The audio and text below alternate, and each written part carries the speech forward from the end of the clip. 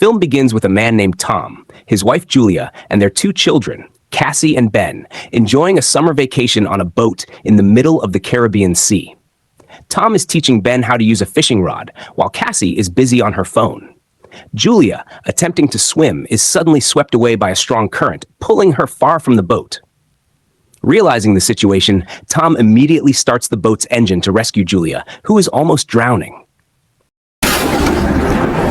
After returning to the boat, Julia shares her experience with Tom.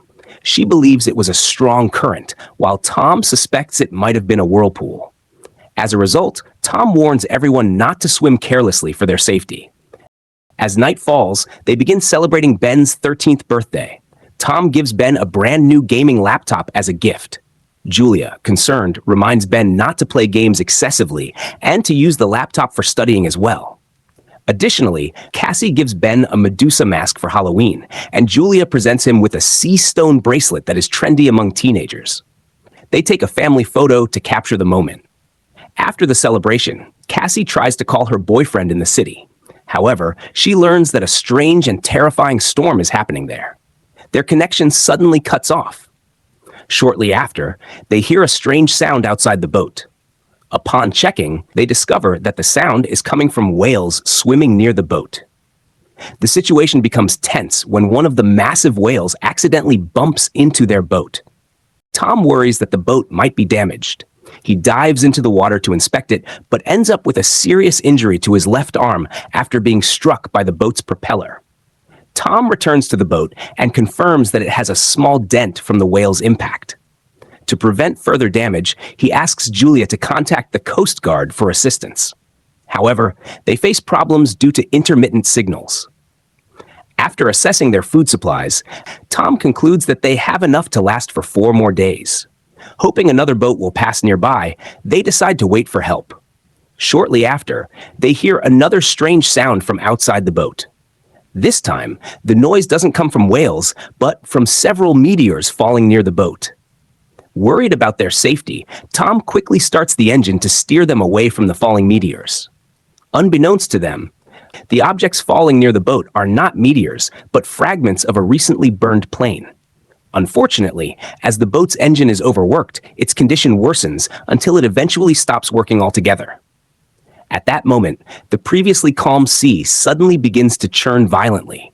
Julia starts experiencing unexplained nosebleeds, signaling something unnatural. Realizing the worsening situation, Tom quickly orders everyone to wear life jackets for their safety.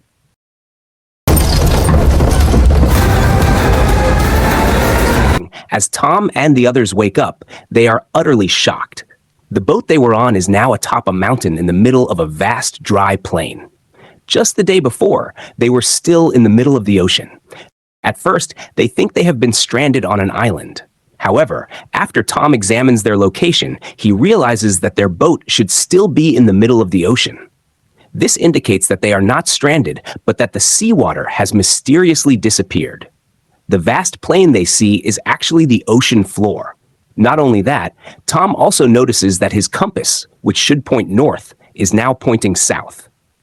This leads him to suspect that the Earth has just experienced a major tectonic shift. It seems that the Earth's tectonic plates have pushed up land that was once beneath the ocean, explaining why the seawater suddenly vanished. However, Tom is more concerned about the fate of people on land. He suspects that if land has turned into sea, many lives may have been lost. Hearing this, Cassie begins crying, worried about her boyfriend. Meanwhile, Ben is busy flying balloons and dancing on the rocks, completely ignoring the situation around him. Shortly afterward, Tom receives a radio call from someone named Now, the captain of a small submarine. Now survived the disaster because he was underwater when the seawater began disappearing. He explains that communication with people on land has been cut off, making it impossible to call for help. However, Now warns of something even more alarming. If the Earth's plates shift again, there is a chance the seawater could suddenly return. Hearing this, Tom plans to head to Now's location since his boat is badly damaged and cannot survive if the water comes back. However, Now says his submarine cannot accommodate everyone. Tom then asks Now to take only his 2 children. After checking coordinates, Tom estimates that it will take them 2 days on foot to reach Now's location. They begin preparing for the long journey. The next morning, as Tom scans the area, he spots a man named Joni walking with his injured black dog. Tom approaches Joni and offers him water. At first, Joni accepts the help, but when Tom lets his guard down, Joni suddenly attacks him and stabs him with a weapon, killing him. Julia, who witnesses the incident, quickly returns to the boat and tells the children to hide. Joni eventually manages to board the boat and begins searching for Julia. In an attempt to save herself, Julia is forced to fight Joni's dog, killing it, which enrages Joni. As Joni is about to harm Julia, Cassie appears from behind and shoots a flare gun at him. However, the shot sets the boat on fire. Julia quickly grabs essential items before the boat explodes. They embrace Tom's body one last time, but Joni survives the explosion. Julia tells her children to run before Joni catches them. On their journey, Julia instructs the children to rest. However, Cassie blames Ben, suspecting that the balloon he released attracted Joni's attention. Julia calms them, saying they need to work together to survive. As they continue walking, they come across a shark that has died due to a lack of water. When Julia looks back, she is shocked to see Joni still chasing them. She urges the children to run farther. After covering some distance, a tired Ben wants to drink. However, because Cassie didn't close the water bottle properly, it has leaked, leaving only a small amount. Julia and Cassie argue briefly, but eventually reconcile and continue their journey. As night falls, they find the rusty wreckage of an airplane and decide to take shelter there. Inside the plane, Julia tries to comfort her children by sharing memories of Tom. She recalls their first meeting when Tom was her patient in the hospital, recovering from a diving accident while researching coral reefs. After recovering, Tom brought her a large bouquet of flowers and began courting her. Their relationship grew, eventually leading to marriage. Julia reminds her children that Tom always believed every problem has a solution if they work hard. Later, when Cassie steps away to relieve herself, Joni suddenly appears and tries to attack her. However, Julia saves Cassie and unleashes all her fury on Joni, who caused her beloved husband's death. The next day, as Julia and the others are about to continue their journey, they are shocked to see Joni's lifeless body now covered in gashes, as if torn apart by a wild animal. This makes them even more cautious, uncertain of what creatures might be lurking nearby. After walking further, Ben begins acting strangely. Suffering from severe dehydration, he dips his face into a puddle, mistaking it for clean water. Julia and Cassie try to comfort him. Due to the extreme heat, they decide to rest when they come across a pile of abandoned chairs. They arrange the chairs to create a makeshift shelter.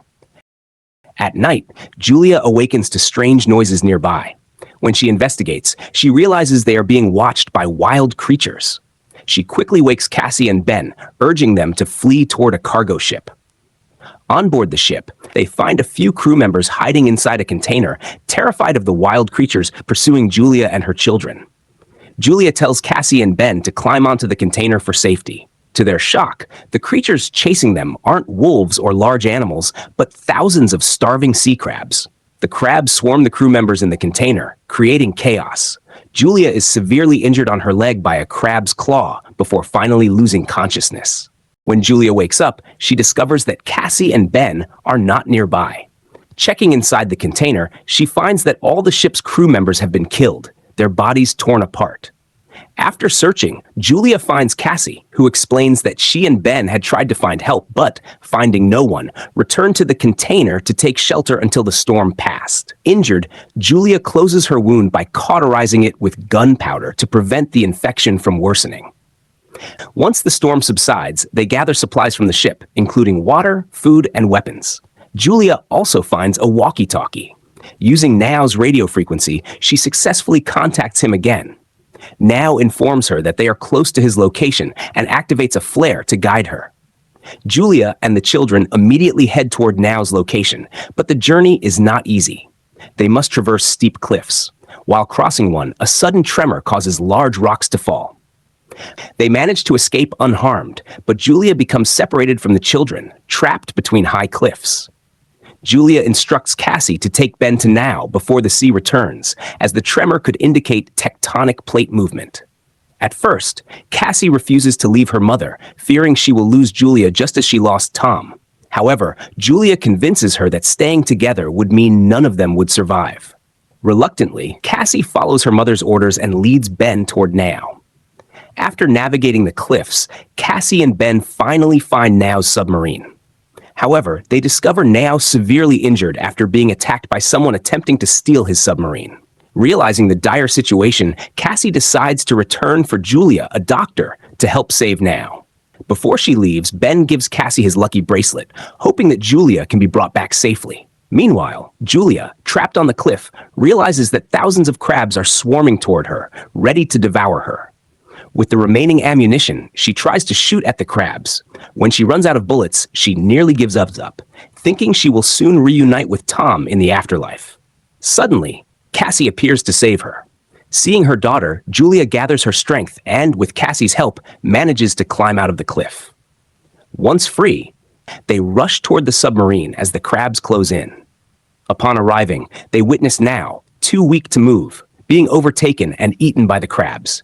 Julia orders the children to get inside the submarine while she fends off the crabs climbing aboard by shooting at them. After finally entering the submarine, they are gripped with fear as millions of crabs swarm the vessel. At the same time, a massive wave suddenly appears, indicating that the earlier tremor has caused the surrounding land to sink back beneath the sea. As the giant wave crashes into the submarine, it spins uncontrollably in the violent currents. Amid the chaos, Julia loses consciousness and begins to dream about the past.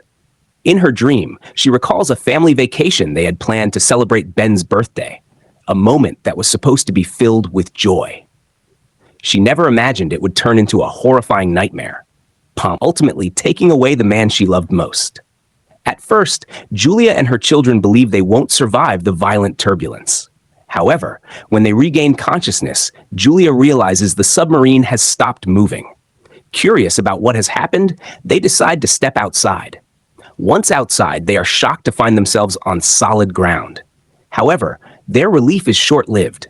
The city before them is completely destroyed, devastated by the massive disaster. It appears the city had recently sunk into the ocean, leaving behind ruins and debris. Seeing the destruction, Julia realizes it is almost impossible that anyone else survived the catastrophe. The sight of the ruined city makes it clear that Julia and her children are among the few survivors. With mixed feelings of sorrow, loss, and a faint glimmer of hope, they take cautious steps into an uncertain future. The film ends.